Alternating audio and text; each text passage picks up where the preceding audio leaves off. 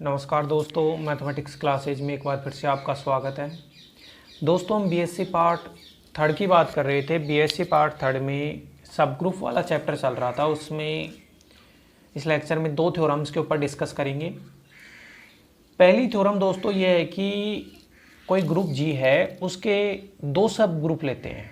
मान लो H1 और H2 है। किसी ग्रुप जी के दो सब ग्रुप H1 और H2 हैं, तो इन सब ग्रुपों का जो इंटरसेक्शन होता है H1 इंटरसेक्शन H2, वो भी हमेशा एक सब ग्रुप बन के आता है जी का। तो कहने का मतलब अपन ये बोल सकते हैं ना कि किसी ग्रुप के दो सब ग्रुपों का इंटरसेक्शन भी उसी ग्रुप का सब ग्रुप होता है। इसको प्रूव करना है सबसे पहले। तो किसी ग्रुप जी के दो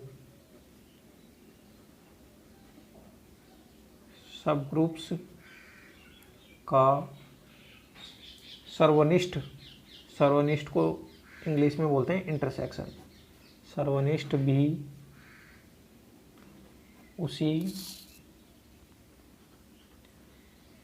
ग्रुप का एक सब ग्रुप होता है। सब ग्रुप होता है, ये थ्योरम है। तो प्रूफ पार्ट पे अपन चलेंगे। एक ग्रुप मान लेंगे कोई भी और उसके दो सब ग्रुप मान लेंगे। तो माना कैपिटल जी एक ग्रुप है, तथा H1 व H2 इसके दो क्या हैं, सब ग्रुप है। माना कि कैपिटल जी एक ग्रुप है और H1 और H2 इसके दो सब ग्रुप है। अब जी ग्रुप है तो जी में आइडेंटिटी एलिमेंट होगा, तो जी में आइडेंटिटी एलिमेंट को ई मान लेते हैं। और अपन ने ये पहले पढ़ा था कि जो ग्रुप में आइडेंटिटी एलिमेंट होता है वही उसके सब ग्रुप में आइडेंटिटी एलिमेंट होता है। तो यहाँ लिखते हैं कि माना ई बिलोंग्स टू जी का तत्समक अवयव है। माना ई बिलोंग्स टू जी का तत्समक अवयव है, अतः ई बिलोंग्स टू H1 व ई बिलोंग्स टू H2 का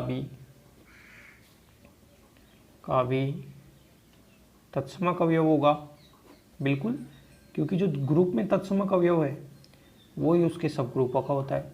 तो ई तत्समक अवयव ग्रुप का है तो ई H1 में भी होगा और H2 में भी होगा। अब देखो, चूंकि ई एलिमेंट H1 में है और ई एलिमेंट है वो H2 में है, ई एलिमेंट H1 में है, ई एलिमेंट H2 में है, तो बताओ ई एलिमेंट जो होगा वो H1 इंटरसेक्शन H2 में होगा या नहीं होगा? अगर दोनों में है तो इंटरसेक्शन में होगा। इसका मतलब दोस्तों मैं ये कह सकता हूँ कि H1 इंटरसेक्शन H2 है वो नॉट इक्वल टू फाई है। क्यों फाई है? क्योंकि H1 इंटरसेक्शन H2 में कम से कम एक एलिमेंट आ गया ना, तो नॉट इक्वल टू फाई है। तो अब अपन एलिमेंट मान सकते हैं। ओके, तो मान लिया कि लेट ए एलिमेंट है वो H1 इंटरसेक्शन H2 में है। अब किसको सब ग्रुप सिद्ध करना है?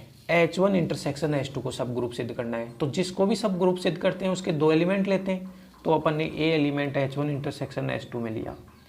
इसका मतलब ए एलिमेंट H1 इंटरसेक्शन H2 में लिया है, इसका मतलब ए एलिमेंट H1 में भी है एंड ए एलिमेंट H2 में भी है।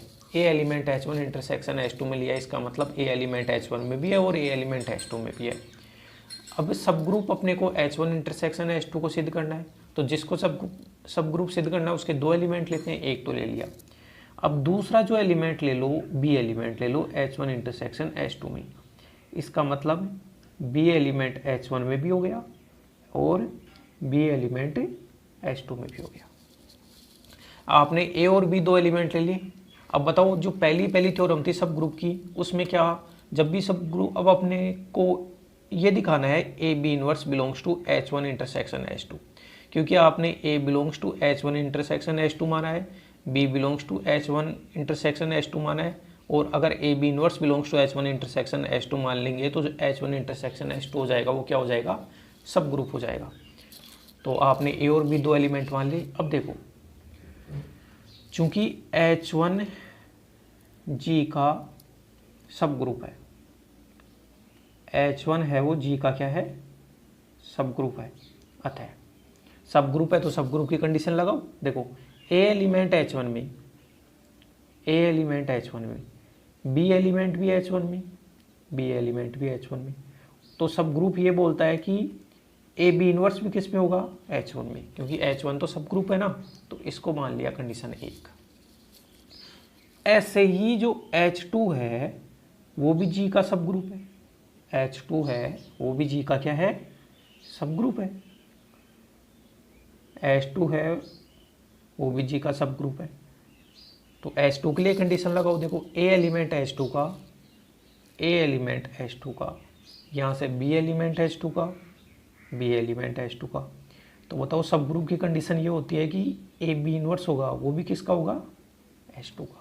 इक्वेशन 2, H1 और H2 खुद तो सब ग्रुप है ना, तो उनके लिए सब ग्रुप की कंडीशन लगा दी। अब देखो दोस्तों, अब यहाँ से जो इक्वेशन 1 है, जो इक्वेशन 1 है वो तो ये बोलता है, अब by equation 1 and 2, by equation 1 and 2, देखो इक्वेशन 1 ये बोलता है कि ए बी इनवर्स है वो H1 में है, इक्वेशन 1 के अनुसार, और इक्वेशन 2 ये बोलता है कि जो ए बी इनवर्स है वो H2 में है। तो बताओ फिर इक्वेशन 1 और 2 के अनुसार आप ये बोल सकते हो ना कि ए बी इनवर्स है वो H1 में भी है, H2 में भी है, इसका मतलब H1 इंटरसेक्शन है H2 में है। इसलिए अब देखो क्या मान के चला था अपन ने, मान के ये चला था ए और बी दो एलिमेंट लेके चले थे H1 इंटरसेक्शन H2 के, तो मैं ये लिख सकता हूँ कि ए belongs to H1 intersection H2 और B belongs to H1 intersection H2। आपने दो एलिमेंट लिए थे और आपने ये सिद्ध कर दिया A B inverse belongs to H1 intersection H2। ठीक है, इसका मतलब क्या हुआ, इसका मतलब ये हुआ, अतः स्पष्ट है कि, अतः स्पष्ट है कि H1 इंटरसेक्शन H2 ग्रुप जी का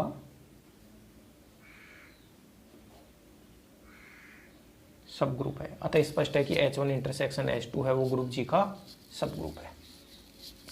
तो कुल मिला के थ्योरम ये बोलती है कि आप ग्रुप जी ले रहे हो, उसके दो सब ग्रुप ले रहे हो, तो उनका इंटरसेक्शन भी एक सब ग्रुप होता है।